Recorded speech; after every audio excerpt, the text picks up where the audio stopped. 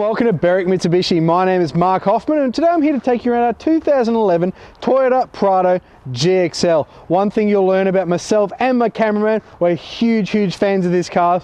Ask us why.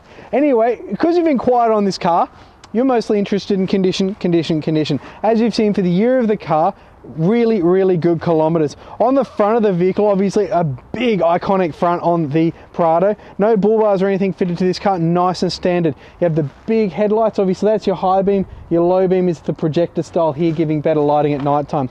We do have that's a little bit of dirt, 3 tiny little touch-ups just on the front of the bar, but overall presenting really well on the lower half. Across the top of the bonnet, no signs of damage except one little stone chip just there. So overall, for the kilometers of the car, very impressive at the front of the vehicle. Coming across to the driver's side now, and as you can see as the sun shines on this beautiful colour here, no signs of shopping trolley dents, nicks or anything like that, presents really well. We do have a set of Dunlop AT20 factory style tyres on the front of this car, but I'd say they are a lot newer than the car because, hey, I can't even get my finger to the bottom of the tread there. Heaps of tread, unmarked alloy wheel as well. One thing to note with this car, no modifications, no bull bars, no suspension, nothing on the vehicle that would indicate it's had anything other than a very easy life. Coming down the side of the car, do have factory running boards, making getting up, quite a tall car, making getting up onto the roof racks if you were to put crossbars on, a really easy prospect. Also helps you clean the roof. While we're here, proximity key. On the GXLs you do get that. Obviously it's open right now. I have the keys in my pocket, there are 2 of them. Just do that. Car locks. So to unlock the car, you'll see, doesn't work. It's locked. So we'll get to that in a moment. Coming down the side of the car now, no more scratches, dents, nothing like that on this side. Rear wheel presents brilliantly. We have a Kumo set of rear tyres with excellent rear tread as well. We'll talk about that in a moment, why this car is really good for fuel economy. Up at the back now, a few things to talk about. We do obviously have our GXL badging, do have a rear wheel cover on the Prados, and with a little camera hidden there in the middle. Obviously rear cover very easy to remove. Going down from there, you also have sensors combined with that camera, and you are looking at a 2.5 ton tow rated tow kit down here as well. One thing to note with the car, it does also have 2 buttons here, lock and unlock for the rear door as well. So you just hit unlock, doors open. So if you've got shopping with you, very easy to get things in the back of this car. Open the back up, heaps of space. Is a 7-seater, but we'll start on the door. Obviously this section here just has a space for some stuff. Commonly keeps a small umbrella, little fire extinguisher, that sort of thing.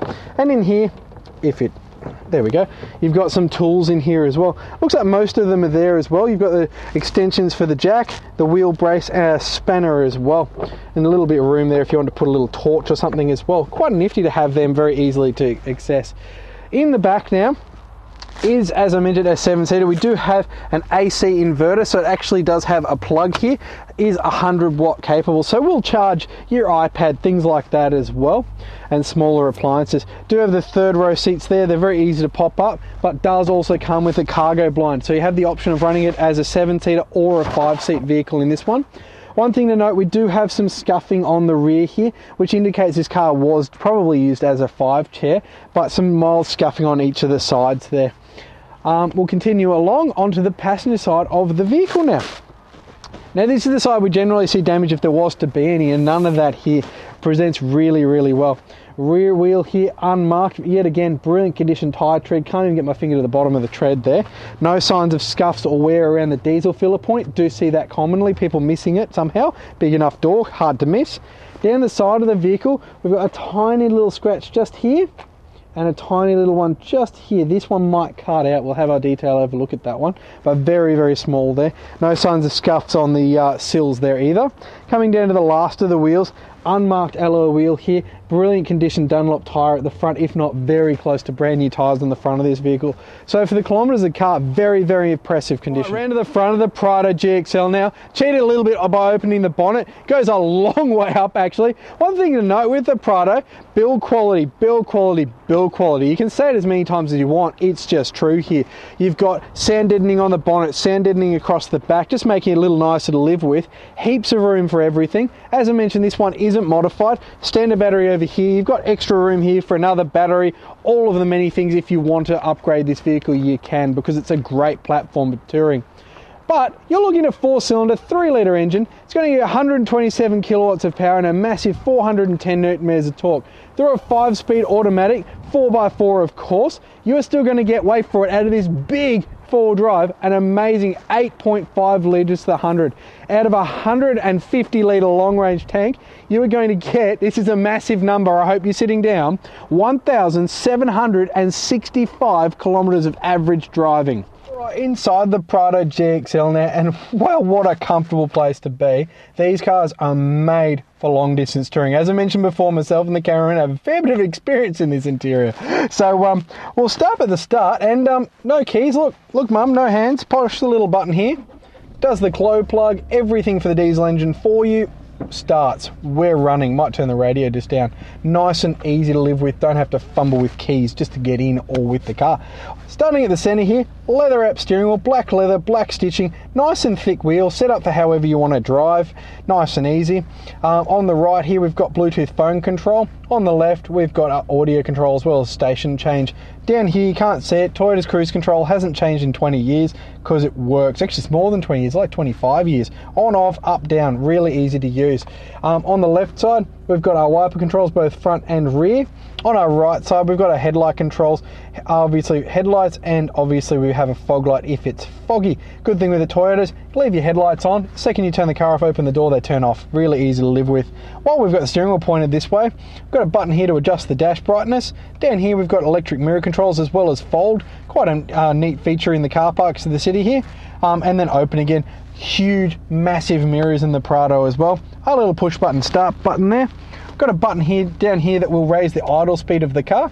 So on cold mornings, if you want the car to warm up a little bit more, hit that button or turn it down.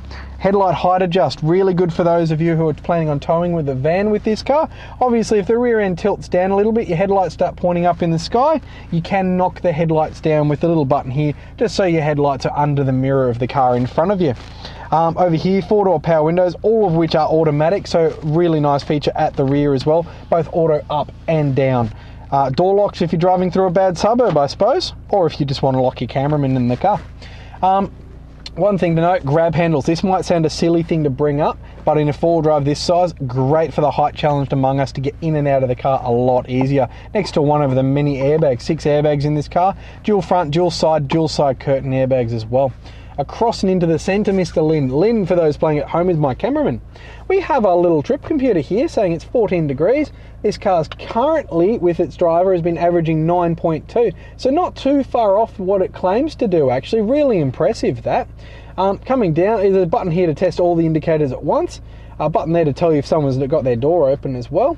Down here we've got our climate control. Of course we have many zones. We've got front driver, front passenger, as well as rear climate control. A lot of these 7-seaters these days, they don't have air conditioning for the third row. The kids in the back complain it's too hot. No problem, by pushing that button you can set their temperature however hot or cold you want. Down from there we've got a CD stacker here, of course, AM FM as well. Down a little lower we've got our 4-wheel drive buttons on this one. It is in all-wheel drive all of the time.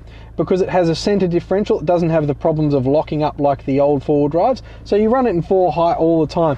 Great on dirt, great in the rain, great in the snow, great everywhere. But if you feel like, hey, we want to go a little bit off the beaten track, up into the high country or something like that, you have 4 low there as well as a centre diff lock, which is you're getting off-road a bit more. It'll make sure the front and rear wheels get as much power as possible. Downhill descent control, really quite a useful feature actually. A friend of mine used his in his Prado for the first time in the snow this season, and it works so well at control. It's like downhill cruise control, really good feature. 2 cup holders there, of course. 5-speed automatic, pretty easy to use. Pop it into reverse. Cameraman's going to have to look up again. Good reversing camera there. You pop the tow ball in there, really easy to line it up. Down into D for drive it as normal. If you're towing or however you're coming up to a big hill, sometimes you'll knock it over into sports mode just to hold, say, 4th or 3rd gear so it doesn't change gear on you halfway up the hill. Good control while towing as well. Down here we've got a couple of button blanks if you were to add, say, spotlights or something to the vehicle. We have an auxiliary and USB input, 12-volt socket there, a little bin there that's perfect for your wallet or your phone. Under here, adjustable armrest as well. And then of course we've got the first button there which reveals our little cubby hole there. and then underneath there we've got a giant space, which if you notice, I don't know if you can see how dark it is down there, there's a cool little air conditioning vent down there, so you put a couple of cans in there, shut the lid, actually will keep them quite cool. A nice feature to have. Going to cruise around the interior now. This car doesn't have floor mats, but the carpets present really well. Seats, the velour microsuede sort of style interior here, really comfortable and soft, designed for the long distance touring, and good side bolster support as well. In the rear here, we have the controls to the rear air conditioning back here, so the kids can adjust what they want back here. You can turn it off up front if you want to stop them playing. And obviously the seats up here you can adjust both forward and back, as well as recline. You do have the ISOFIX mounting points ×2 in the center row there, and of course the normal child seats across the back. In the third row, which we were talking about before, you do have 2 seats back there. You will notice in the roof back there, there is some air conditioning vents. Some very light marking on the rear part of the roof there, but nothing on the second or third row up the front here. So around the interior presents really well. As you come up to the front, I'm just going to dive into the service books here. All right, hang on. Warranty and service, that's the one we want. Originally owned by a human, that's nice. We have the 10, the 20, the 30, the 40, the 50, the 60, the 70, the 80, the 90, and hey, that's where it's at the moment. So we've had all of the servicing done at Rosebud Toyota, and then the last one done by us when it was brought into stock. So full service history on this one as well. Hey everyone, I made a huge mistake. I don't know why I was flying on autopilot. That button is actually for the reversing sensors. It's not for where there's people if they've got their door open, because that shows up here.